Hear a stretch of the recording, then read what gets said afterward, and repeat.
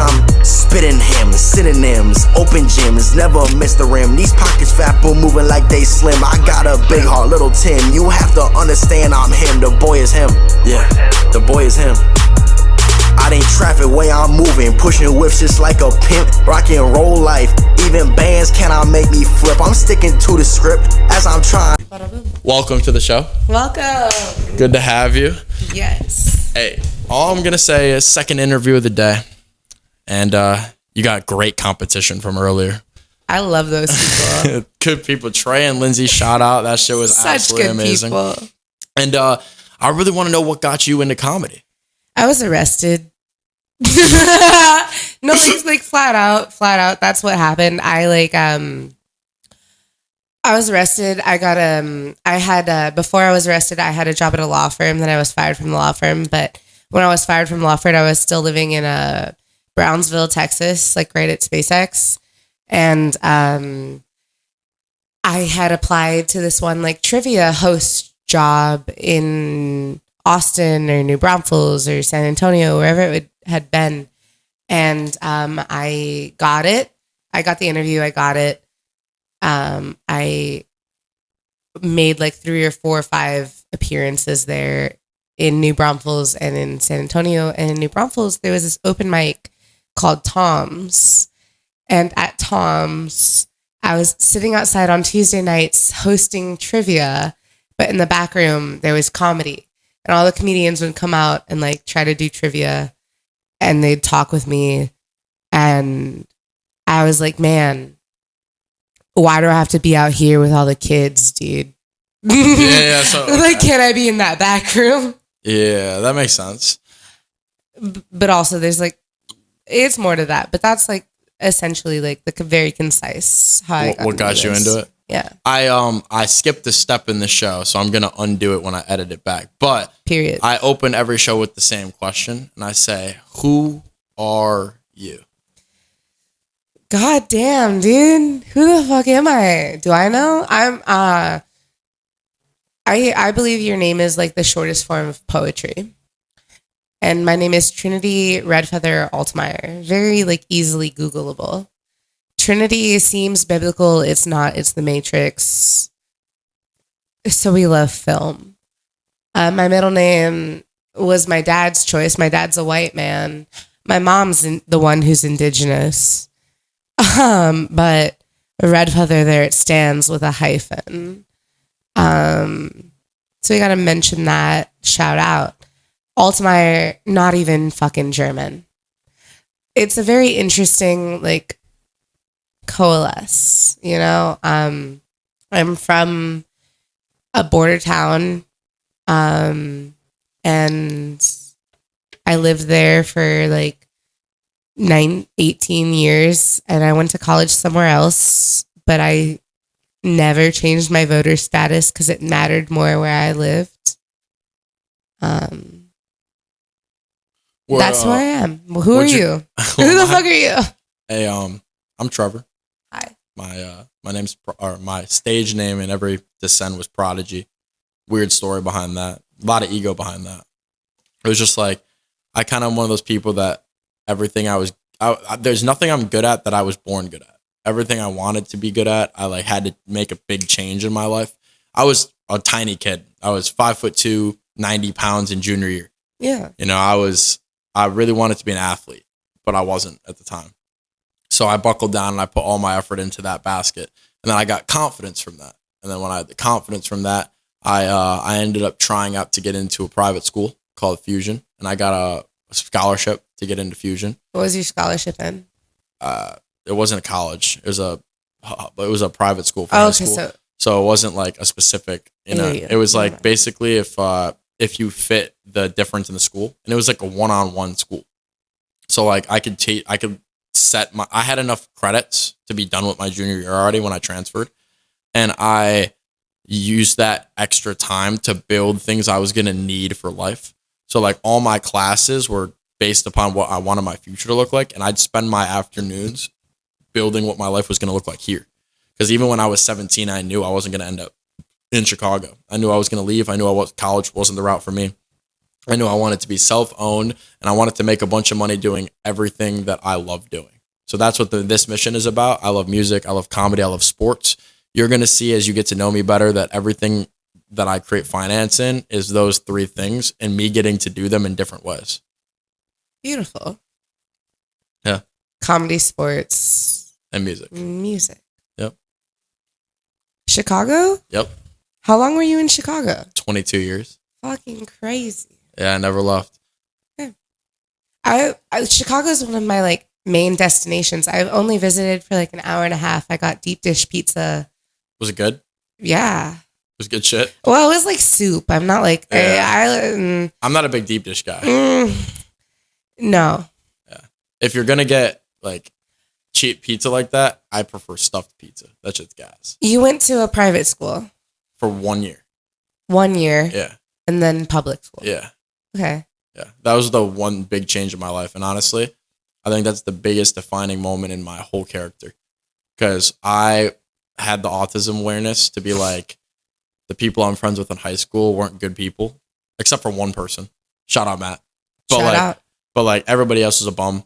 And I literally took myself out of all social stratospheres, and I'd go lock in and get homework done so I could get off school and do whatever I wanted to do. So I did homework in class. Same. But I'm saying, like, if I had like a project, instead of going to lunch, I would just go to the library, get it done. And I'd be done with a 2-month project in the first week.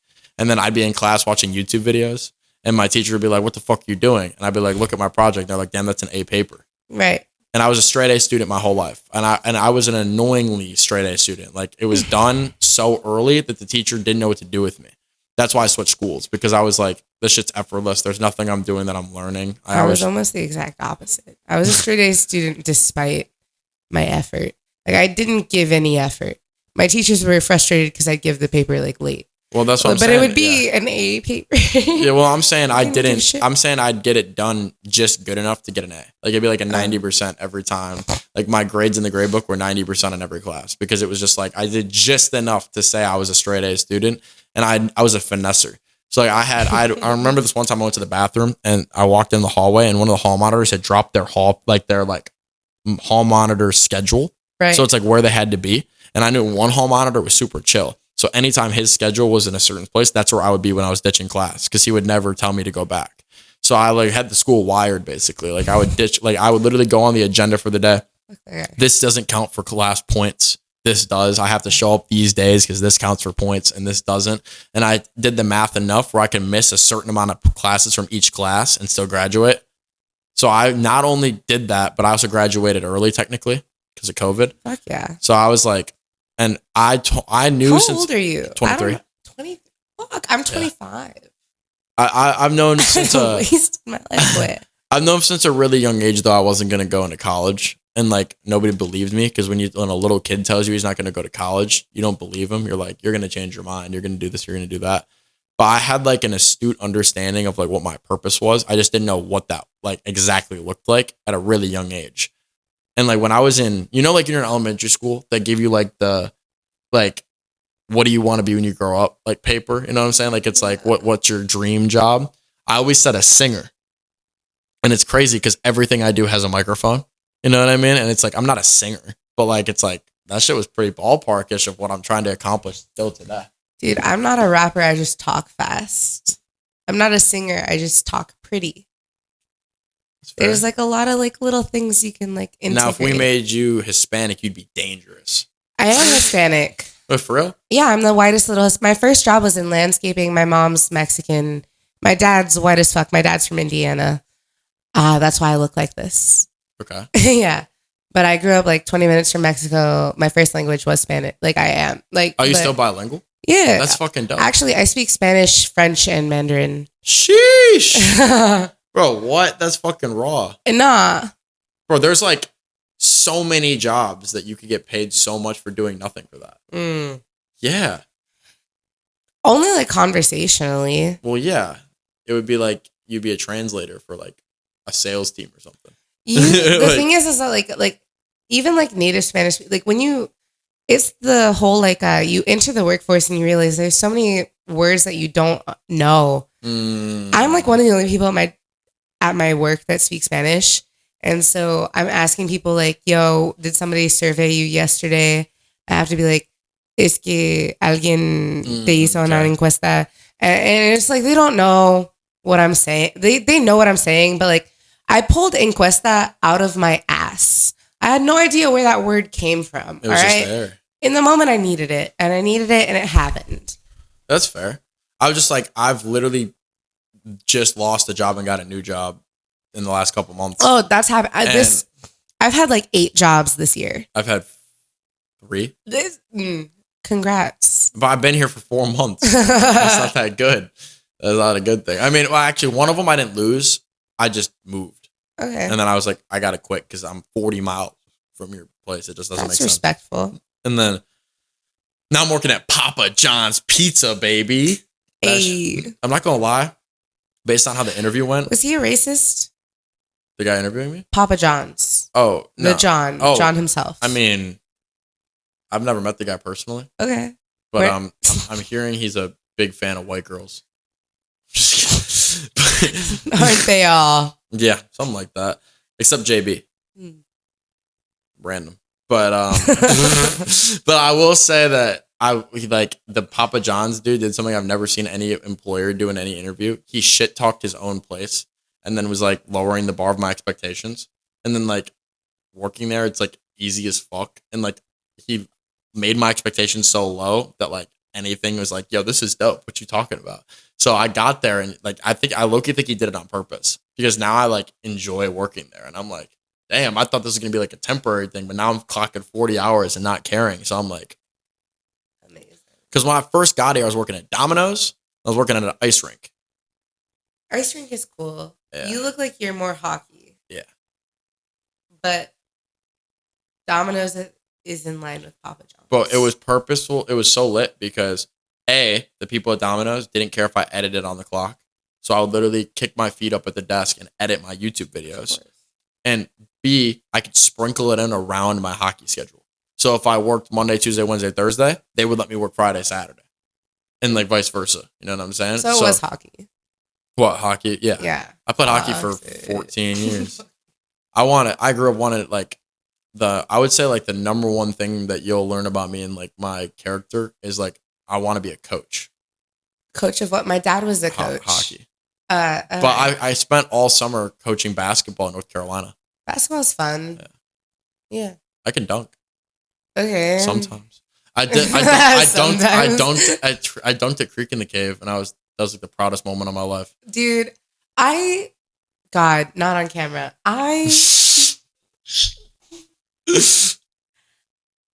Love that they installed a basketball hoop at Creek in the Cave.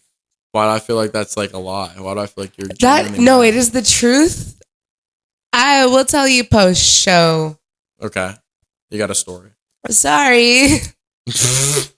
I will say I've only hooped at Creek a couple of times, I think twice. But I've spent this whole year like in the gym trying to be able to dunk because as a white man being able to dunk is like unheard of. Yeah. And it's like I can already rap. If I could dunk, they basically have to give me the pass. Dude, I think now that they installed a basketball hoop there, it's like low key, like you ball, you mic. You ball, you get booked. That's the rules. Yeah, I think it's weird when people look at you funny for hooping. I'm like, nah. We're hooping. It's fucking there. Yeah. Low key, since I started playing like more religiously, because they installed a basketball hoop there. I was refused entry a couple of times. Yeah. Since I was refused entry, homegirl hit it up at the Walmart. Because, okay, I used to play basketball like in middle school. And I got back into it a little bit in college. But then when I was in college, I was living out in East Texas. And I couldn't like shoot my shot because I got shot out of the fucking basketball court. And so I haven't played basketball since like 2023. And it was this year that they had fucking made the hoop available to me. And then I wasn't allowed to fucking shoot. So I bought, there's a basketball like in my car. There was previously a basketball pump in my car, not the ball itself. But now we have both of the things. Nice. Acquired full inventory. Like quite literally. I'm hosting an event at the end of October I'm going to be doing a charity basketball and charity football tournament. Beautiful. And I'm going to have for San Marcos Animal Shelter. Yeah. And I'm going to be trying to get all day long comics and artists alternating. So I'm going to get like music sets, comedy sets of different people. And my whole goal coming here is to to create a bridge of community between musicians and comedians, because every comedian's goal is to have a special. You need songs for the special. Every comedian's goal is to have skits. Why use a famous artist skit that's in the industry if your whole idea of of being a comedian is anti-industry? Work with people that are fucking talented that nobody knows. People that you fucking know. Yeah. Yeah. There's a lot of like musical comedians as well. Yeah. And they could fit right in, like, into that type of space. But my goal is just to make it normalized to talk to one another. Like, nothing is weirder to me that we're in a business where the goal is to get people to laugh and they don't want to talk to one another. Yeah. What kind of bullshit is that? Like, I talk to everybody the same way. I hold the same energy with everybody. How is it so foreign to do that? Like, how is it so weird to treat anybody the same way? You know what I mean? Like, I don't get that. I think I do. I try to. You did so good hosting. Fuck you. No, genuinely. Like, you, did at least a couple of jokes about or adding on to the person that was on stage. I've seen you host 2 or 3 times now. 2 times, I think. At least you talked about the show. I've seen countless comics that host, and they're just like, on to the next person. And there's no personality, no energy. Like, at least you're like, bro, this bit was great. This person's cool. Like, at least you have some type of, like, you know what I'm saying? Like, you care about it at least. If I'm gonna name drop, like one of my favorite hosts right now is I like Eddie Lursa and how he like topical jokes after every comic is actually like paying full attention. That's fair. Yeah. Shout out G-Pow. G-Pow is the GOAT host. That's my favorite host. Oh, quite literally. G-Pow. He was the first ever host I ever did a mic at. Yeah. Bro, that shit was so lit. My first mic was at Hop Squad on a Friday in Austin. My first mic in Austin was at a Hop Squad. And I don't know if you've been there, but it's like an indoor-outdoor bar brewery. Okay. If you buy a drink, you get 6 minutes. If you don't buy a drink, you get 3 minutes. It's kind of smart, yeah. Yeah. It like lets the booker, it like lets the establishment know that like you're gonna bring business. It like allows you to do your shit there. Yeah. I did it there. It was right after my arrest. I was talking about that. I was talking about like terrorism. I was getting laughs, and it was because it was all like from like really fucking bad pain. We got to be really careful. There's a Jew in the room talking about terrorism. No, dude, well, no, it's my fault. It's my fault. I am the Jew in the room. But it's like only like a tiny bit, dude. Bro, a Mexican Jew? You must have been terrible at basketball. Fucking awful. You've never played with me. I'm just assuming Mexican Jew. You're just assuming. My grandmother actually was a part of like the feminism that like made half-court female ball wrong. Okay, do you think it would be sexist if they made... Like, I feel like I know how to fix the WNBA. My great-grandfather was in the National Basketball Hall of Fame, dude. I think I know how to fix the WNBA and make people watch it. Genuinely. All right. Just lower the hoop to 8 feet. Fuck you. Because think about it. If you lower the hoop to 8 feet... I've got it. If you lowered the hoop to 8 feet, shorties would be throwing down dunks and immediately the game would become entertaining. Think about it. I swear to God... Dunks or not, it's still entertaining. I can't tell that story right now. We can't talk about ball. I will say, okay, I'll put it like this. I think there's at least 10 girls in the WNBA that can beat solid basketball players. Like, there's like 10. But after that, bro, it's like...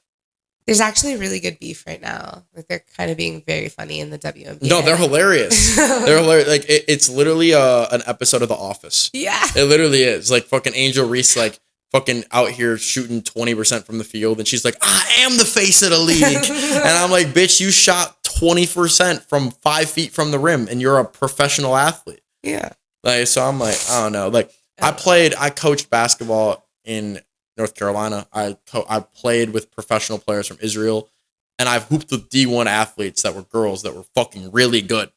And even they will tell you, they're like, yeah, like there's like an ego in the WNBA that just doesn't make sense. Like I literally heard the one chick the other day say she does what LeBron does. And I'm like, bruh, you do not do what LeBron do. LeBron is 6'9" and 42 years old. And he's out here scoring 30 points a game at 42 years old. Like nobody does what LeBron does. I'm like, that's crazy ego. Like, holy shit.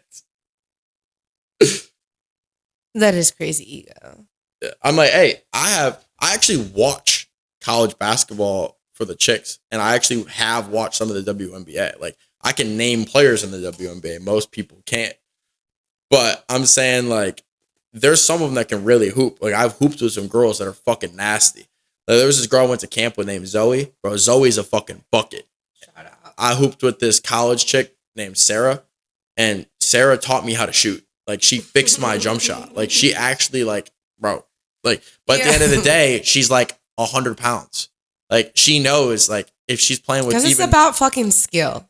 Yeah, but at the end of the day, if you are playing against someone that's skilled and 100 pounds heavier than you and 8 inches taller, there's only so much, like, you know what I'm saying? Like, the only sport where it's like, the only sport that's like for real, a girl could 100% of the time fuck up a guy if she's more skilled is jujitsu. And I knew you were going to say that. It's facts. I knew you were going to say that. That shit's facts. Because it is for like the smaller bodied person. No, it's not. It's just, it's a skill. It's technique. It's technique. And that's why they recommend it to you if you're like small. Yeah. Fuck jujitsu. Why? Not any real reason. Like, I was convinced to do jujitsu once. Fuck Joe Rogan. Not him. It was like some guy who was named after like a dog. And God, he got me to like go once. Never again. What, you got your ass beat and you didn't like it? No, I didn't get my ass beat. It was it was a college jiu-jitsu. It was not like a clean space. You know? She said there was parameters that were outside of my control. I feel it. I'll just say this. I was trying to convince my dad to put my little sister in jiu-jitsu because she's 6.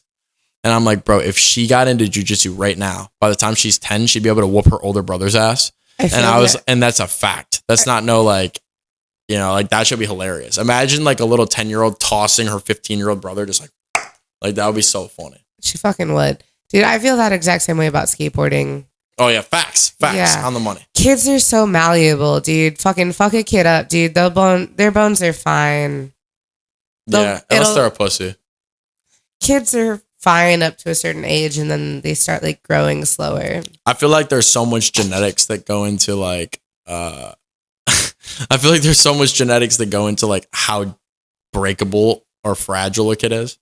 Like, I've witnessed it. Like, bro, like, I have a theory that, like, my mom's genetics are, like, insanely durable. Like, it's like, me and both my siblings on my mom's side never fucking broke a bone. But my little brother and little sister, who my dad remarried, and that's their mom, right? Both have fucked their shit up multiple times. And I'm like, bro, that's definitely from the Gossage genes, which is my mom's maiden name. Yeah. So I'm like, I don't know. Maybe it's a fun conspiracy. Name. Yeah, no, conspiracy is right. I'm about to get on that shit. So there's this like theory that like if you've never broken a bone, you're supposed to experience like the most ridiculous heartache, mental anguish in life. Mm-hmm. And that like people who have never broken bones are going to have like a very hard mental life, right? And it's that. People who have broken bones, like they're fine. They've broken a bone. They live. I've never broken a bone. All right, I've had 3rd-degree burns all over my body. I've never broken a bone. Never, not ever. I've jumped out of a car. I fucking. What, you killed too hard at a bike? I've climbed buildings without a rope. Oh shit! Like I've never broken a bone despite all of the stupid goddamn bullshit I've put my body through. Bro, you sound like you'd be fun at parties. Or you're just climbing up walls and shit. You think you Spider-Man? If it's scalable, like if I can test it. Just I will climb Narbar. Like, what do you think? No, Shakespeare's is climbable. Narbar less so. I don't know. How do you feel about that? What? Like that heartache would exist more? Yeah. I mean, like I think that the biggest heartbreak comes from the deepest level of trust, right? And if you're not a trusting person, it's hard to get your heart broken for real. Because like at the end of the day, like a lot of us are pessimistic, and a lot of us sit there and think, there's no way she's for real, or there's no way he's for real, even if it is. So like some people can't get their heart broken to the worst extent because they never fall all the way in. The real heartbreak is when that person that never lets their guard down, and then gets fucked. That's when that real shit hits. Right. And my mission has been from this year. I got my heart broken. I dated a girl for 5 years and she cheated on me. And when that occurred, I just, as a man with ego, obviously the shit was over. And there was a long time I didn't even try to deal with it at all. But one thing that changed my whole perspective was I saw a Bible verse, and it said basically God will remove people from your life in painful ways that take you away from your purpose. And there was a point in time where I thought I would settle down and sacrifice my dream to marry this woman and just work a 9-to-5. And I could have done it. Like I could have just been a worker at an ice rink and made good money and raised children, right? Like that's something I want. So I was like, okay, I'm cool to do that. And I tried to pitch her moving to different states. And she was always like, no, I don't want to do that. I don't want to do that. And I was like, I feel like because God knew I was willing to maybe give that up, it kind of brainwashed her to make her do some fuck shit. And like, ever since I thought about it like that, the hatred was gone. Yeah. And when the hatred was gone, I was like, okay, now I can just redefine what I am. You know what I'm saying? And that's what like this last 2 years has looked like for me. I made whole songs about it. Like it was just like, and all my music is so inspirational now. Like I have sad titles that are like happy songs because it's a sad topic. But then you listen to the song and you're like, oh, it's all like, kind of bullshit. Yeah. Like I have a song with JB and like the first line is like, would you rather have belief or hate? Swear that's a bastard. Because it's like when nobody believes in you, you push harder. But the second you get everybody believing in you, you get imposter syndrome. So it's like, would you rather have belief or hate? Swear that's a bastard. And like every aspect of the music I've created is just about like being the best version of yourself, regardless of your circumstances. You can't control conflict around you. All you can control is how you react to it. God, most of my music is just fucking complainatory. It's fair. Yeah. Dude, I just be talking mad shit all the time. I would say like there was years of my life where like most hip hop music is just audio GTA 5. It's just, I want to drive around, steal cars, and punch hookers. Right. But like, there's no consequences for me saying or doing that in the game. Right. And like, I made so much music like that. I've documented hour-long videos of me freestyling, and it's all that. It's fuck this bitch and steal this dude's girl and fucking shoot this dude in the head. Right. Like crazy hip hop type shit. So I made so much music like that. I was like, bro, I'm too well spoken and I'm too high of a level to like crutch myself to that anymore. So when I write now, I'm thinking, can I show this to my grandma? Can I show this to my little cousin? Beautiful. Yeah. So that's what my next step is. I want to have music that's for both though. I want to be able to make some wild shit and stay on brand and do what I do. But I also want to be able to be like, hey, my 12-year-old cousin, let me know your opinions on this. And then be like, damn, this is your song. Yeah. But that's why I feel like it's so important for me to like split music from comedy. Because you can't do that in comedy. You can't just be like, I'm finna be a nice guy on the stage. Like, no, that's not my brand. I'm finna talk shit. I mean, you gotta like separate yourself from like the fact that like half the audience members know who the fuck you are. And then the other half don't. And you can do whatever you want. Yeah. You can, it's at an open mic, you can do anything you fucking want. That's true. Anything. It comes back to the coaching for me always, though. It's like I take any mic seriously as if it's like my one opportunity because I'm drilling for when that happens. One shot. But I'm just drilling for when that happens. Like when you, when you write, like, okay, do you ever have this problem? For me, when I write, I've spent so many years writing music that I'm so used to things being hard or like things being true that like sometimes I get caught up when I'm writing a bit. And it's not necessarily funny. It's just a very astute observation. All the time. have been very fast and loose with my comedy recently because I've been trying to like introduce new jokes, and I go to a lot of tag mics. That's my favorite mom's motto. Yeah. Fast and loose. No, I'm just kidding. I was relatable. No, I like just saying a bunch of random thoughts, and it gets laughs. Like it does. It's not a joke, but I do think that. You don't have to convince me. I believed you. Like I swear to God, they laugh. I swear to God, they laugh. No, yeah, not a joke yet, but a new thought that I've had is like lactation fetishes. Like, are these women getting compensated because like milk is expensive? Oh, that's good. Like, not a joke, right? But it has legs. It definitely does. Yeah. The newest thought I'm working on right now is that everybody says that black don't crack, but clearly they've never typed crack into Pornhub. Yeah. Like I just feel like, all they're talking about is cracking them bitch. All they're talking about is trying to crack. So when I told my best friend that joke, he looked at me. He goes, couldn't you imagine William Montgomery going on a Kill Tony and be like, they say black don't crack, but why do they keep smoking it, Tony?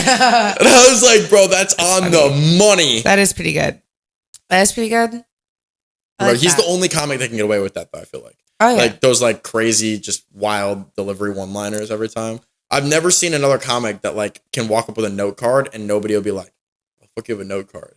He's the only comic that could just be like, "And George Bush said on the third day." Like I'm just like, God damn, bro. Like sometimes the paper makes it funnier. It is. Exactly. And it's the fact that he looks like that. What you mean by that? I really do think that like if you create your own lane, there's no such thing as oversaturation. That's facts. Yeah. So with what do you think like separates you from other comics? Dude, we all have different experiences. I support and love every single comic that I've met. A lot of people will try to lump me in or like lump everybody in and like try to like create like the genders, the DEI mics, the fucking you're a female comic and that kind of bullshit. I don't care. I do not give a single fucking fuck, dude. I have similarities with a lot of comics. I was arrested.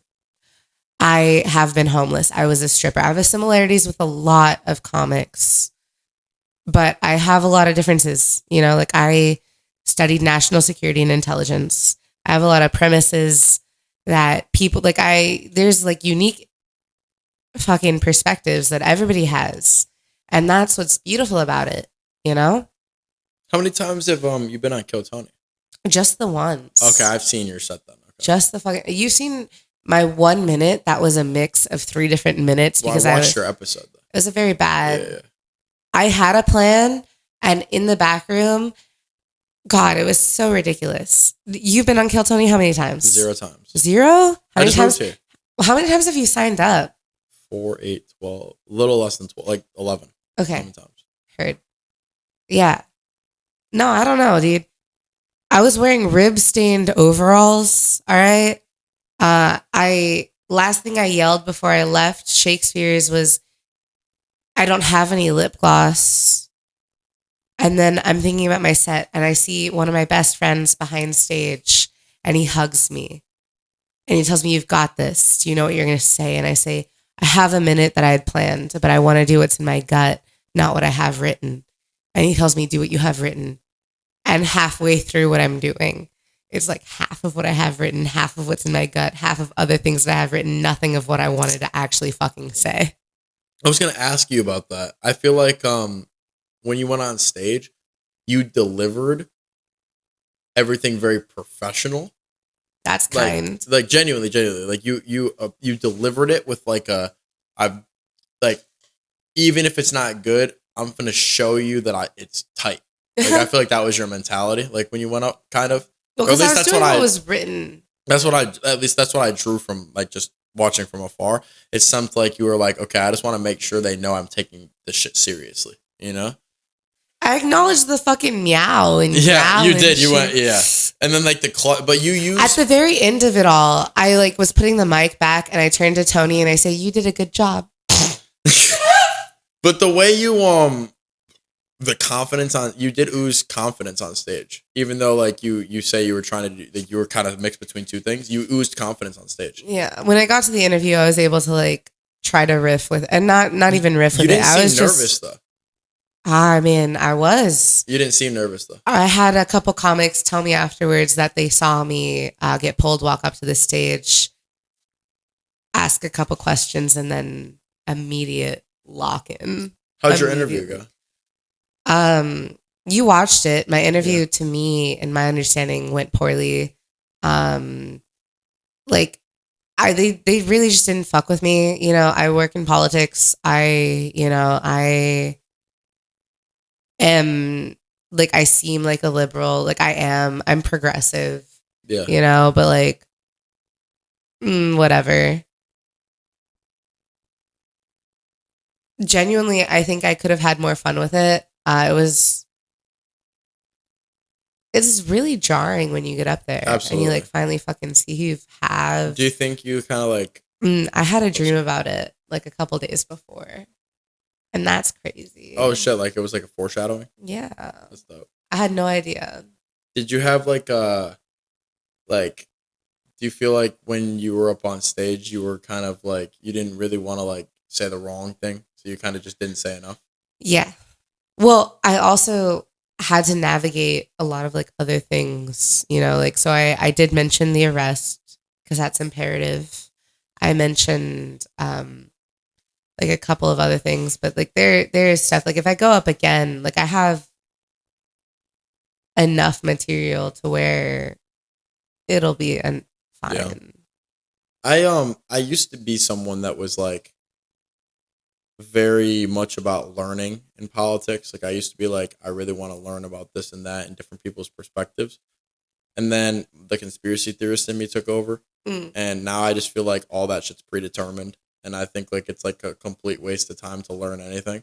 Like, cause I'm like, bro, you don't know what has been a 20-year plan, a 10-year plan, a 5-year plan, and a 5-month plan. Cause like, think about it. If you were running a country, you're telling me you wouldn't like predetermine shit? There's stuff that's supposed to run like through different presidencies, but then it doesn't. Well, like think about it like this. Like, why is there a ref in basketball? I mean, that's why they have different term limits. No, but like, why is there a ref in basketball? Yeah. Because why? Because people will cheat. Yeah. Like if we had a $50,000 game of basketball, you have to have a ref because people will fucking push each other and stop each other, right? So if you're willing to cheat in a basketball game, don't you think the elites of the world will cheat in an election in the ability to control the narrative of the free world? So,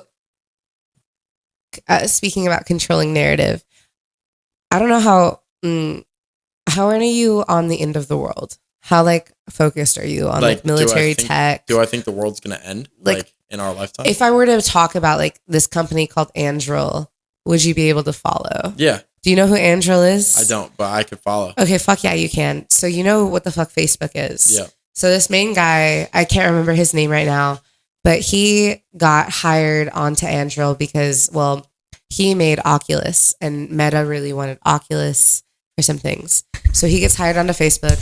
Then he gets fired from Facebook for saying some racist, pro-Trumpian, some stuff on Twitter. Okay. He gets fired. He reveals on some podcast later that like, oh, Meta is controlling the narrative. This is what was happening during Trump's election. There are a lot of things happening. There were a lot of Russian homebot websites made that looked like a home ground New Braunfels. We have a festival for fucking blue, like some fucking exactly. So it was a lot of bullshit as well. He comes out, he says that, then he makes this military tech company. When he was like in middle school, this man was like making guns out of fucking nothing. Yeah, building them. Exactly. Now he's making AI robots that are going to go to war for us instead of humans. He's making helmets that will go onto super soldiers that will let them know, like GTA 5 kind of like this enemy has a red tag above his head, you know. That makes sense. And that's where we're at right now in the tech. And SpaceX is going to come. SpaceX will be publicly tradable tomorrow. That's fact. Now I'm on my conspiracy shit. Yeah. Now I'm on my I've been thinking shit. I'm sorry, but I've been thinking. And Tesla, when Tesla became publicly tradable, it was because all of the employees found value in fully electric cars. Yeah. And they didn't sell it back to the top traders in the company. And so they had to become publicly tradable because it wasn't able to like pyramid scheme back to the top billionaires who's able to buy back the stocks after they had riled up the price by falsifyingly selling stocks back to their employees. And so I believe that is what they were doing at SpaceX. And now with all of this negative attention on Elon Musk, the company has seen significant downgrades in investments and in attention. That's probably true. And they're becoming publicly tradable because their pyramid scheme isn't working anymore. Yeah. Okay, so I have two sides to that. The first thing is, I think this will blow your mind. They did a study. There was a Harvard study that 77% of all generated responses on all social media platforms were robots. And the reason that's impactful, I think that it was purposefully done to create division amongst the country. Right. How often do you scroll on Instagram and you see a political post and you click on the comments? And the first person's post is like the most Nazi shit ever or the most liberal shit ever. And think about it like this. The Republicans, when they scroll on Instagram, they see a girl, they see... Well, think about it. The Republicans, when they scroll on Instagram, they see a blue-haired transgender person that goes by they, Barney, and they dress like a fucking dinosaur. And in their heads, that's the narrative of the extremity of the left, right? That's what the left is. And then when the liberals or the leftists scroll on Instagram, they see a fucking Nazi salute Trumper that's like, we should have World War III tomorrow. We should steal the oil from Iran. And if you think about it, with the 77% AI generated extremity, it's purposely causing division amongst the public. When the truth is, most people are here. Yeah. But for whatever reason on social media, the perception is everybody's here or here. So, oh God. I hate this. I hate that this has become this. I used to tutor government. My teacher told me that before he gave me this job, he said, before I give you this job, just make sure you don't take my students and start a cult. Yeah. I didn't. But the thing is, when we're talking about... You called it Trinity. Political, I am God. Our names are the shortest form of poetry. And I am Trinity. They'd call it the Trinity trilogy. And it would be... No, I'm just kidding. The point is, like, fucking... All these kids didn't understand what was happening. I would draw graphs on the board to kind of, like, explain, like, the polarization in America. I'm sorry, this isn't funny. But... It doesn't need to be funny. It just needs to be true. It is. So the thing is that when Bernie Sanders and Trump were both running in 2016... They created a new... So, yes, you're right. For most of American history, we had, like, a pretty unanimous, like, hump in the middle. So, like, if this is, like, the curve of where we are at... Hi, you guys. If this is where we're at, right, and that's, like, the middle, this is, are you talking like, about centrist. Are you talking about the spectrum of people this is that are like, Republican to Democrat? Yeah, so if this is the left and this is the right, this is as where most for what people... my hands represent, it won't be for you. But... It is for me. The curve in the middle, that was true for most of American history. And then 2016 happened. And then Bernie Sanders ran. And then Donald Trump ran. And they pulled Americans kind of. And now we have two humps. Yeah. They're not too far away from the center. But we do have a little bit of polarization. And then when we were talking about social media, we have the fucking... rabbit holes that you fall into because your algorithm gives you what you feed it to give you back. Or even if it doesn't, it's going to spit something out. Exactly. Yeah. You can go into Instagram and change your algo. Please do that. Seriously, do that. Like today. You absolutely can. Get rid of the tarot card readers. Or get rid of everything. Just like to make it shit that entertains you. Like that's what social media is for. Exactly. Don't depress yourself with things that you don't need to be aware of. Don't let it addict you. Yeah. That's the thing. Well, that's impossible. But manage it. Because it's not real. But with that said, I really need to piss. So I'm finna take Go hit that urination station, my guy. Ooh. We yapped for that long, but we are back. Better than ever. Yeah. I'm just gonna scrap the whole last conversation, but I genuinely am curious. Have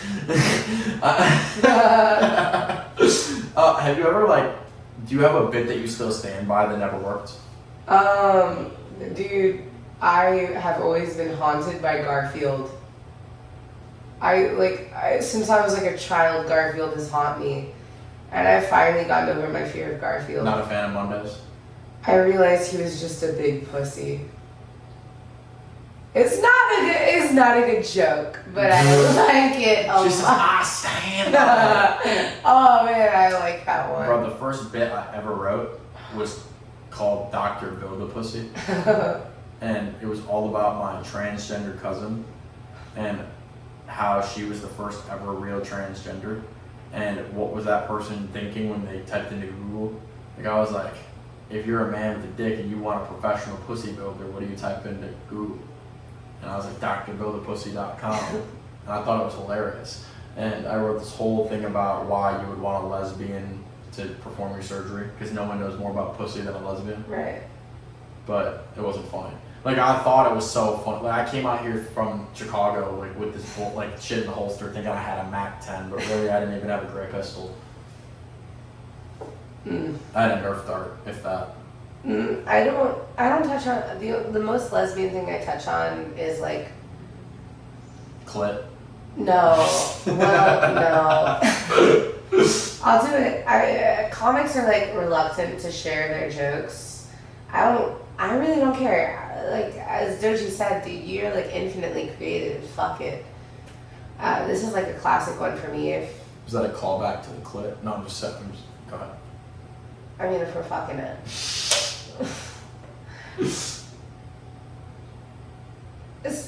The joke goes, God, what was it? There's so many that are like ridiculously like repetitive in my sets that I've grown tired of. So I've been switching it up. I refer to myself as a lesbian in this one joke where I talk about my ex-boyfriend who my mom called me to tell me that he made a dating app. This man is so famously bad at dating. He like came up to my door. He doesn't play guitar, but he had a guitar in his hands. Right? He was fired from SpaceX. So at least we know that those rockets are finally getting off. Right? This is how the set goes. And I know you hear that. My ex got fired from SpaceX, and you're thinking, oh, just another liberal who fucks Republicans. Either that or women. And that's like the only time that I make like that kind of a lesbian joke, like ever. Yeah. Usually you shoot straighter. Typically, like right in the bucket, dude. Right in the bucket? Nothing but net. Hooper. Only rim. That got me. That was pretty good. Yeah, I like that one. I'm sorry. I'm so sorry. You're good. Yeah. What are you apologizing for? Oh, what do you have to say? What? That's like the one joke that I do that's like lesbian oriented. Like nothing else is related to that, like whatsoever. That's fair. Yeah. Yeah, I got pressed by Ernest Evans because he told me that I had too many black people jokes and not enough white people jokes. And I'm white. Yeah. And I was like, I'm sorry. I feel like nothing I do is that funny. I think it's more autistic than funny. Autistic is funny. But I don't realize that. To me, it's just normal. Like, my brain doesn't think what I'm doing is funny. I think it's normal. It's only when other people react to something that I'm like, oh, that might be something. But really, like, in the moment, I'm like, yo, I'm chilling. This is just what I do. This is the efficient way I move. And he was like, yeah, bro, give me a white joke. And I gave a Jew joke and a Canada joke. To me, that's white people jokes. I said, nah. Are Jews not white? Are Canadians not white? Mostly. So I like did this joke and I was like, I don't know if you guys know this or not, but Canada has been the story of the Olympics.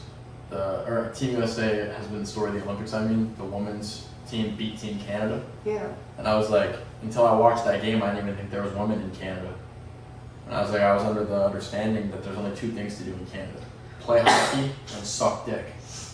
And I was like, think about it. That's why they sound like that in the left side of the country. Quebecois. Quebec. Is that what we're talking about? Yeah. Yeah, fuck the French. Think about it. They all sound like what? They sound like gays. It's a stupid accent. Yeah, but you didn't throw enough A or a bud in. Fuck it. No.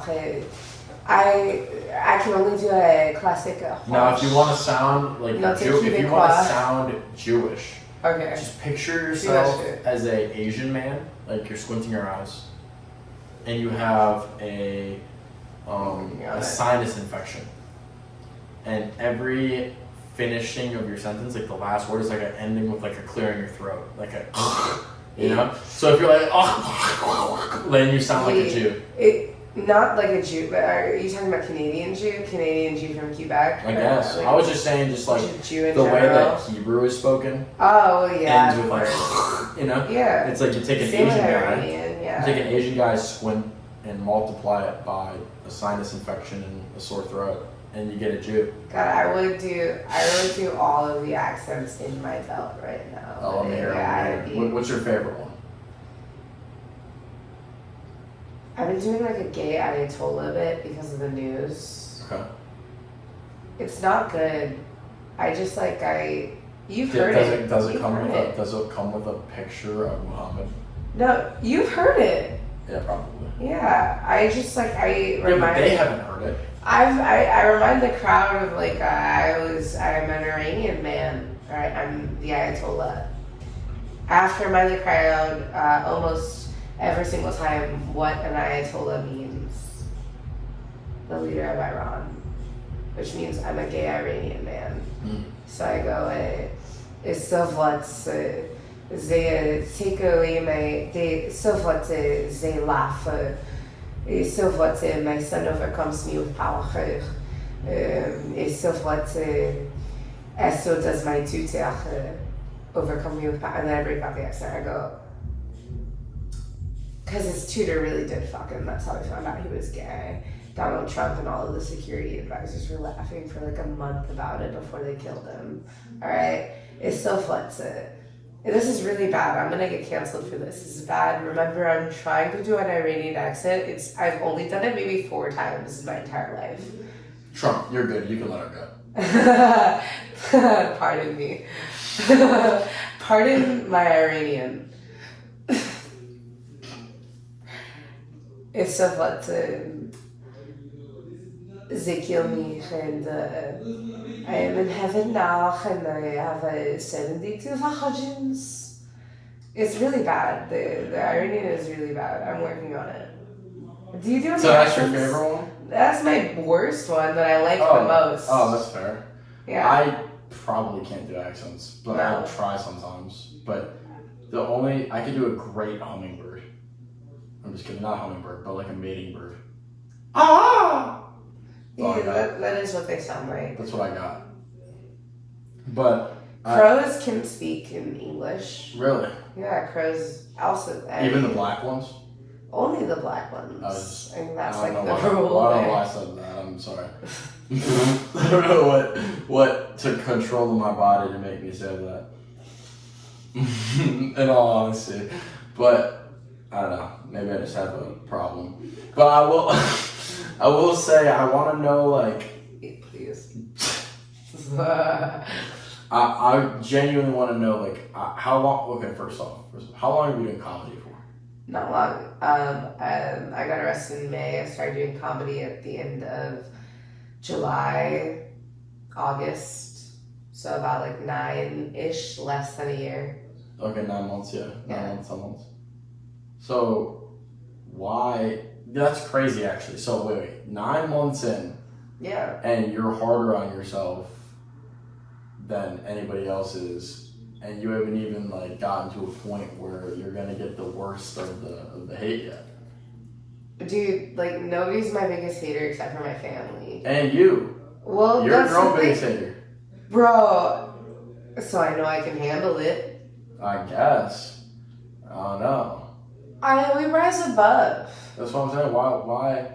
Bro, like, trust me, I'm always looking to get better in every facet in life. Same. But you still gotta give yourself enough grace to be like, I really do that shit. You gotta let that shit hang.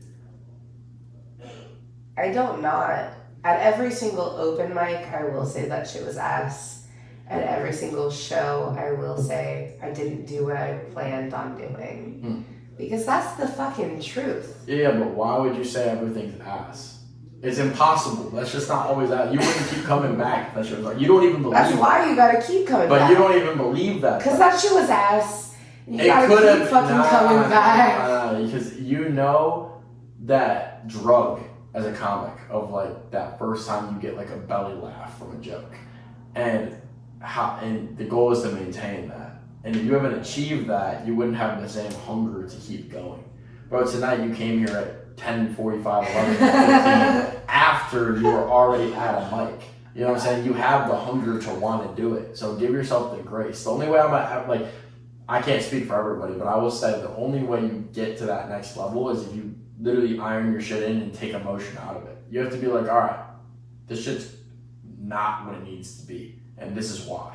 Yeah. But it's like at the same time, you can be like, bro, the energy I carried today was 20 times better than the energy I carried yesterday. And I do that, but that part isn't out loud. Gotta be out loud. It's a spell. Bruce Lee! You do. Bruce Lee! No, like it is a spell because you are spelling. But when you're speaking, and I am very careful. That's the thing. I can't do certain jokes that I've thought about because I'm speaking into a microphone, and I do like genuinely believe that like this shit is gonna amplify that message. And so I can't lie onto a mic. I can't say anything that I would want to like not manifest into a microphone. I have limited myself a lot more than a lot of the other comics in the scene have. It's because not just a microphone. I can't do that. It's not just a microphone though. Yeah. It's like when it's dangerous. Like comedy, it's very. You're good. It's dangerous in comedy because self-deprecation is so easy. Oh, for sure. And it's dangerous because truthfully, you don't know the difference of what you're saying is a joke and what you believe.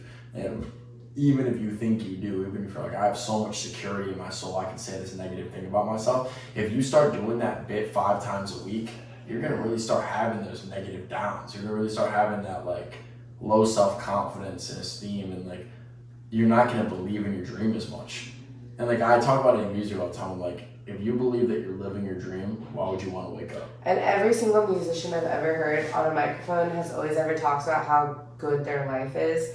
Every single comedian, as is a gesture is supposed to be, is talking about how desperate they are, about how sad their life is, because that is what's not necessarily relatable. If you...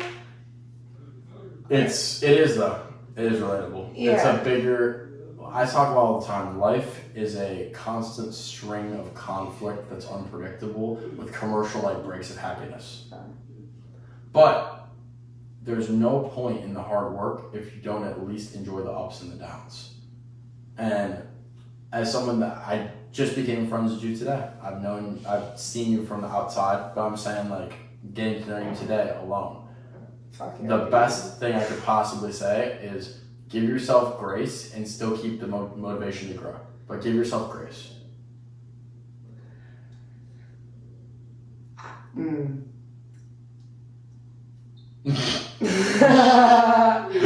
Alright, okay, fuck you.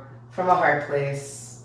Alright, everybody you talk to,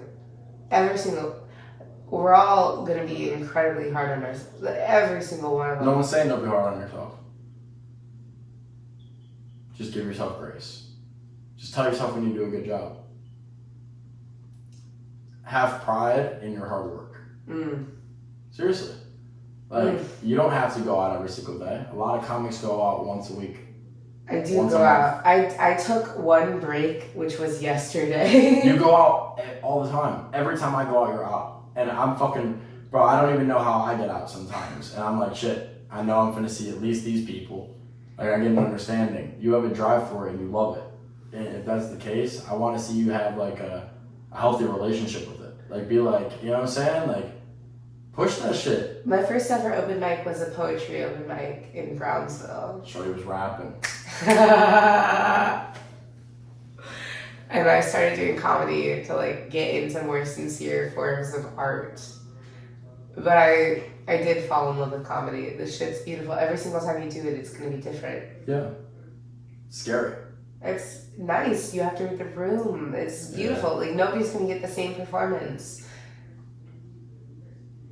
That's special. If they do, you're doing something wrong. Yeah. Yeah, exactly. Yeah. Dude, nobody should get the same fucking performance. Nobody's the same. Yeah. I want to know if you agree with this. I think the reason people love comedy is it's the unfiltered truth of human expression. Yes. Like, point blank, yes. The best comics that I've seen in this town have just riffed off their terrible, sad lives. And, like, a lot of other comics have done, like, really prepped material, or they intertwine the two. And when they intertwine the two, it's a beautiful storytelling. And that shit is just gorge. Because when you're in the scene so much and you see so many people perform back to back, you know what's a rep and you know what's different. And when you know it's different and you know it's working in the audience and you can see them working, that is magic in the air. Yeah. It's so gorge. Like, I have no other words. I want to experiment with a thought bubble and see if you agree or disagree. So, I'm wondering, do you think that based upon what you're looking for and how you perceive the world, you see more or less of that? Because I haven't had that experience out here. You go out to more mics than I do. Definitely. But I'll say that from my perspective of the mics I've gone to, I hear a lot more topical humor than personal humor. Because most people aren't capable of being vulnerable on stage. The great comics are. But a lot of comics that are new have a lot of topical humor, meaning that they're not seeing the world from a negative perspective. They're putting a crazy spin on something topical. So the fact that you're seeing a different thing than me, is it that you're looking for that possibly? Or not necessarily not literally purposely, but subconsciously. You're looking for things that are relatable to the way you see the world. Maybe I'm paying attention to different people than That's what I was wondering. Maybe also the people that, because we all kind of moved to Austin in January. Yeah. Like, it was 2026 that I moved here. I lived really far away, but before I started, like, while I started doing comedy, I had moved up to Seguin when I was in New Braunfels doing trivia. So I was only like an hour and 45, 2 hours away from Austin most nights. So I'd come out here to work on stuff. And so I've been in the scene for like a little bit longer, and I've seen like stuff a little bit change, but I wasn't like frequent back then. Yeah. I'm frequent now. And back then, like, there was a lot of people doing a lot of things, and I've seen it like progress. Mm-hmm. The topical stuff, I think, it's coming from like a place of like this shit is so whack. There's a lot of like comedians who've been in the game for like 7+ years. They're like the idea is that that's what they tell you, and I've not been doing this for 9 fucking months, all right? But what they tell you is 10 years, that's when it gets real. 5 years, you're at your midway mark. Anywhere before then, you're a fucking child. Yeah, absolutely. That's fair. But I'm saying my original thought was like, these 7-year comics are doing these topical jokes because I think comedy, if you present yourself as like, I'm a dumb little comic, look at me. I work, I do nothing. I talk for a living. I do nothing. You have a real job. You're a real human person. You vote. All right? If I can subvert some sort of like line in your mind, some sort of wire, and connect something for you and make it think that it's your idea, and I think that that's what a lot of these like pretty well seasoned comics are doing. Talking about Epstein, talking about whatever. They're trying to like get in this like subversive space to where they can complain and like process what they're dealing with because they've already done their personal trauma. That makes sense. That they go to therapy, you know. They don't care about that shit anymore. They care like comedy can stop fascism. Honestly, like it really can. Yeah, the level of honesty is fair. Yeah. But do you think there's a level of consistency to the things that resonate with you, to what your perspective of what you've seen is?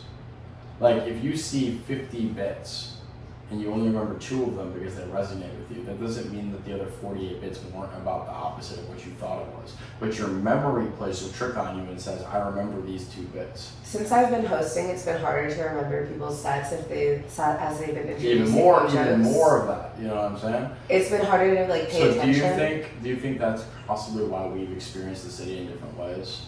Probably. So I feel like, for me, I remember 2 things. 1, I remember if somebody made me laugh. Yeah. 2, I remember how friendly somebody was after their set. Before and during it. But for me, I'm trying to get an interview out of everybody I think is funny. So when I see someone funny, I'm like, hey, yo, I run this podcast. Let me get you on that shit. And if they're like, let me talk to my manager, fucker, I'm finna be like, but if you're like, yo, bro, like, what is that shit about? And you seem interested and fascinated by it, whatever, ask me questions, then I'm going to have that human reaction in relation. So then maybe their bits stood more in my head because now I'm studying what would an interview look like. So my perspective is so you get that investment. My study is like, I watched you from afar and watched how you moved, both in networking as a host, as a comedian, right? Because that's all important to talk to you about if I wanted to ask you different perspectives on different things, right? So I'm like, okay, if I were to do an interview, how would I think about it like this? Versus someone that's hosting is just thinking, okay, what people align with things I believe, what people align with funny, and then what people align with just out of the box thinking. And then you're going to be more subjective to the things that you agree with. So you're going to, you know what I mean, in your head, you're going to be like, oh shit, this is how everybody is or everybody isn't. Versus, I saw 50 comics, 28 people didn't even mention politics, but 1 did. So you're like, everybody's talking about politics. You know what I'm saying? Like, that's an extremity, obviously. Like, you know. I do notice when everybody is talking about politics, but that usually happens after like a big event. Yeah. I also notice when a big event happens. Right when the shooting happened. And no one is talking about politics. I was one of the only people at an open mic to talk about politics the night that like Donald Trump announced that he was going to kill everyone in Iran, and then a ceasefire was announced the next morning, right? That night, I simply told people that allegedly,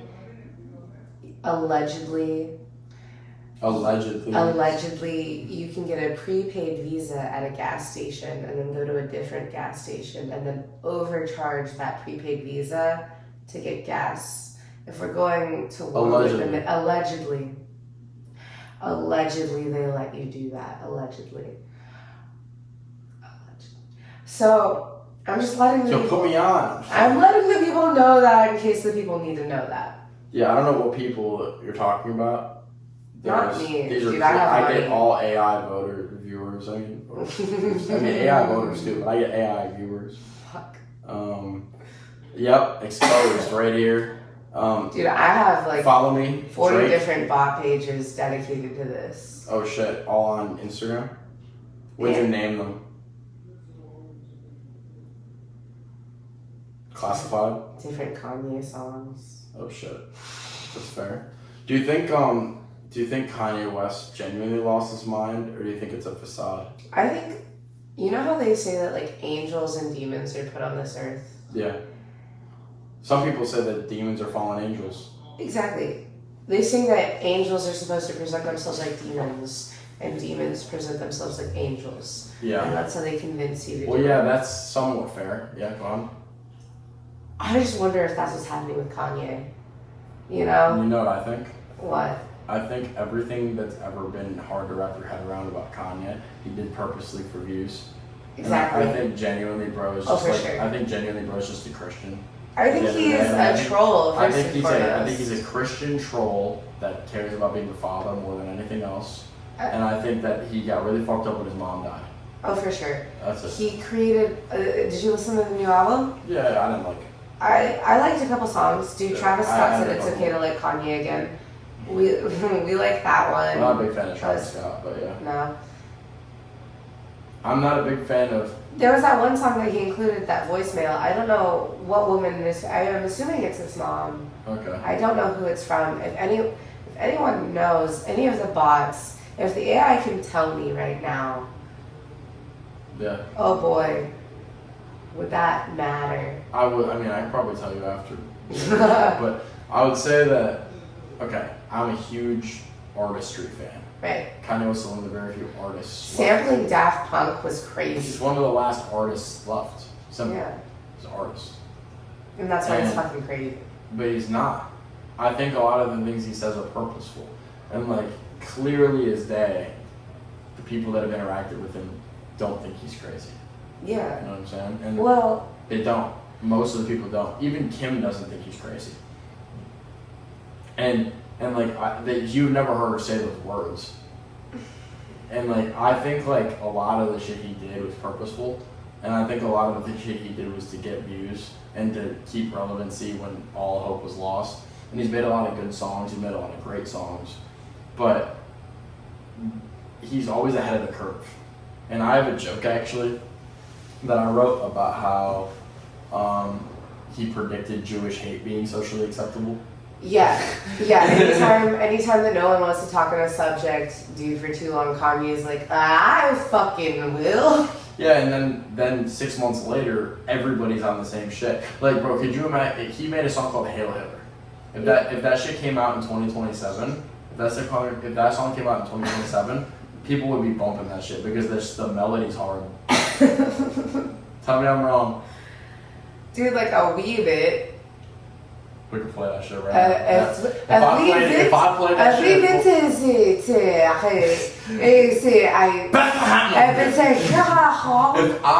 I can't do German. If I were to play that song right now and you've never heard the song before and you were to not know English and just heard the beat and the sound, you'd be dancing. The cadence is hard, the beat is hard. So you'd be like, and be careful, if you hum songs now, you can get demonetized on YouTube. Artistry. Huh? Artistry. No, not for... Isn't that retarded? More than 15 seconds. That's actually, you're below that. That's retarded. Yeah, but that's retarded. You can't get demonetized for saying retarded on YouTube. Yeah, or the N-word. No, you can say the N-word hard R. Yeah, once. Just once. It's just when you You have to pick your perfect moment. Yeah, like if I were to really die like the perfect time to say it, it would be like after the Ice Agents broke in to get you. Yeah. I have my bags packed. How did you know I was Hispanic? Dude, my mom tried so hard to hide it. It was like the lack of toner from your dad, if anything. My dad's so white. He has so much skin cancer. Have you ever seen the video? There's this like light-skinned male that's dad is black as can be, and he's clearly a white guy, but his dad's black, and he's like, if I were to wear a blackface, is that racist, or is that just the completion of a process? And his dad's like laughing his ass off, and he's like, it's not my fault your bitch ass ran out of toner. Nah, dude, printers be running out of ink, dude. And shorties be running out of pink.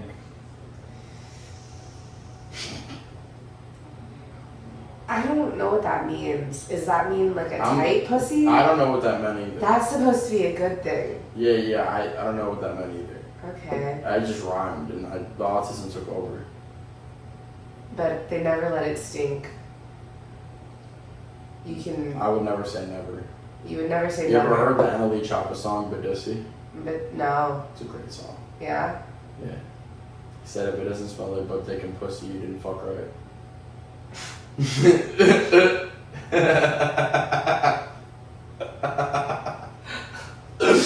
But Annalie Choppa is a cultural warrior, and he's standing for important values that this generation doesn't have the balls to speak of. I don't have the balls. He said, "Shorty about to lick me, baby. This dick drive you crazy. Don't you lick me, baby, cause this." I don't remember the song. It's a good song though. Lick Me, Baby, great song. Annalie Choppa. We'll jot that down. Jot it down. I'm not playing it. I'm gonna demonetize it, but it's a great song. I believe you. It's good. It's bad, but it's good. You know what I mean? Yeah, I liked Colt 45 for that reason. Oh, dude, that song's hard. That was my hockey team's win song in 20. That's really funny. Colt 45 with 2 zigzags. How many till 15 seconds? Damn, let me. How many till 15 seconds? Yeah, I gotta be careful. Yeah, no, because you really do gotta score. Score big or score loose. Nothing's greater than watching that dad, that's the assistant coach in your hockey team, dance to that song. You know what our first win song was the year before? What? Men's Not Hot. I said, doom. That's insane. It was. And then we had a white dad dancing to it. It was pretty great. Yeah. Could you imagine? Like, hockey team full of goofy white looking kids that are just like, Men's Not Hot. Almost exclusively. Actually. Bro, it don't get no better. The whitest little boy I knew all of the lyrics to every single rap song. Bro, I'm that guy. How did you know me before today? That's crazy. Actually, I'm not even. That's not true. My biggest weakness in life is remembering people's names and remembering titles of songs. That's funny. Like, I don't remember titles, but I'll remember every single lyric. I taught at a children's swim school, like swim lessons. Yeah. So every day. You said you were a coach for basketball. My dad was a swim coach for most of my life. I was a professional swimmer. I was. Well, of course, he had to make sure you got away from the ice agents. It was all a part of my training. I believe it. Genuinely. Did you have cold training, you know what I'm saying? No, but lifeguard training was you had to wear a sweatshirt. Dude, lifeguard training is hard. Yeah. It's just hard. Jeans in the pool, dude. Fuck that. Fuck that with the weight. You had to go grab the weight under the bottom of your ears popping and shit. That's just tough. Yeah. As you were saying, you were a coach for swimming too. Well, yeah, I coached swimming, and every day I would start my class off with asking the kids their name, even though I'd have the same kids every day, because I couldn't remember their names. And it's a bad problem. It's the same thing I have with Keltoni. People are like, you need to interview this person. And I'm like, bro, please, God, show me who the fuck you're talking about. I don't know.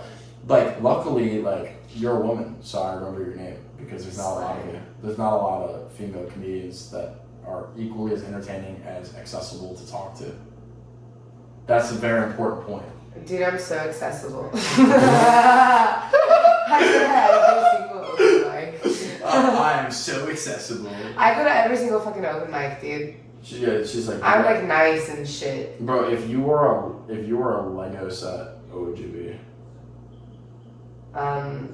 Peonies. the peony. If you were a WWE wrestler, what would your opening song be? Sheer Bing Chilling. No, hold on. I'm doing John Cena. Opening song. Yeah, what would your theme song be? Leonard Skinner. Anything. I might have to play that in here. Right here, Trevor. Right. Just anything by Leonard Skinner. I don't know. Do you know what my WWE theme song would be? Family Matters by Drake. I think that would be pretty fun. I was just trying to pick something that was hard. Hold on, wait a minute. You gonna play it? No, you said you might have to, but I'm gonna look it up. You could play it though. You could play 10 seconds of it. I'm trying to look for the song that I sent somebody for my actual walk-up song that I tried to do when I was booked on a show in San Antonio. If you gotta make me one promise. When you inevitably make a special at some point, You have to at least consider. You have to at least consider the people in this group to do your special music. It was actually Wolf Mother. Wolf Mother. Wolf Mother. The song Dimension. It goes pretty hard at the beginning, so it would have been like. It starts with a scream. And ideally, they'd say my name before this, and I'd already be talking. Oh shit! And that is less than 10 seconds, That's much fine. Less. But and it is just a couple. I don't know if it just went over your head or not. I'm gonna say it again. When you inevitably do a special, you have to at least consider the people in this group to do your music for your special. I will, and also, I have been making music for a show separately. Oh shit! Oh shit! She's gonna do her own music. No, I want the community. I love. She's just saying that because all her music has the hard R in it. It does. It does. That's the best thing I've heard all day. It does. Fucking. Nah, dude, it's fucking dope. I love supporting the community. Y'all are, like, of course, I'm gonna be featuring on a song with somebody else. Y'all are, I love you and what you do. I'm not gonna lie. I do think you're very talented. I think Rock Millie is also very talented. I also think, the people in this room are very fucking cool. I do remember Isaiah. She forgot Isaiah's name. I don't remember his last Flip name. It starts with a P. Picardo. That's right. Picardo. He writes it down for me. That's good. But I remember his first name. That's good. Because I remember people's names on somebody Keep else's banging script, bro. Alright. What are we talking about? Hold on. What are we saying? We were talking about Isaiah. We were talking about Rock Out Millie. You were talking about me being talented for some reason. I'm saying, yeah, everybody in this room is talented. I have a lot of people in the scene that are very talented. Dude, the camera definitely thinks you're schizophrenic because to the camera, we're the only two people in this room. To the camera, I want you to know we are the only two people in the room. To the camera, I want you to know that nobody really gives a shit when you're battling like schizophrenic ideation. She's not schizophrenic, she's lying. She's just a lesbian. I am the Father, the Son, and the Holy, and those are not the only two other people living with me in my brain. Oh shit. Schizophrenia sets in when you're roughly 25, and I'm waiting until I'm 25 to discern whether or not I want a tramp stamp, because that's when my brain will be fully developed. Oh shit. Oh shit. I'm sorry. If you got a tramp stamp. I get like really distracted. If you put a tramp stamp, what would you get? Dude, as so above, as so below. Like a little boy. I've always thought if I got really drunk and I was to get a really stupid tattoo. Me or you? Me. If I was to get a really stupid tattoo drunk, I would just get like a tattoo with an arrow pointing down and below my waist that just said choking hazard. I just feel like that's a good one. That's pretty funny. That's a pretty good one. But the problem is, I'm already so goofy looking that I feel like tattoos would just not add anything. Like I'm already unique looking. You know what I mean? Like I feel like men get tattoos to differentiate themselves. I'm a 6'3" ginger Jew. I've got enough different. Okay. I have tattoos simply because I got bored. There you go. And you just wanted to get poked by not dick. There was a period in my time when I was COVID university and I was very bored and I was taking an exam and I found a Sharpie and a needle and a pencil and I stuck the needle in the eraser of the pencil and I dipped it into the ink of the Sharpie and I started stabbing my ankle and now I have a sword tattoo. So you can do whatever you want in this world. Free will is abundant. Well, that's true. You know? As long as you don't... No. As long as you don't want use a reused needle. Oh, that's fair. Yeah, we'll go with that.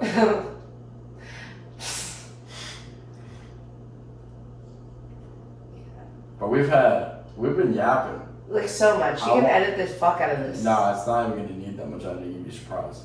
I do want to know one thing before we get up out of here. I want to know, as a comedian, when it's all said and done, what do you want to be remembered as? It's a beautiful question. I have no idea.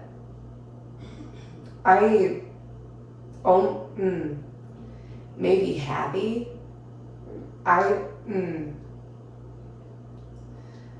I don't care what you guys think of me. Fuck you, your opinion doesn't matter. My opinion of myself is the only thing that matters. Yeah. And that's like a really irresponsible way to answer that question. No. No, but it is. It is, because I should be remembered as something better. Like, I should be like, I want to be famous. Why? Why? Why do I not care? No, why do you think that the question had to be answered in a specific way? Not a specific way. I just think that like the way that I did it was not the right way. There's no such thing. I think that to look at the camera and say "fuck you" is maybe not okay. So I'm sorry. Like, I can keep promise. So please forgive me. Guys, I already told you. Trump, let her go. We're good. The Jews' stamp of approval is here. You're good. We hope. You're good. I don't know. I genuinely think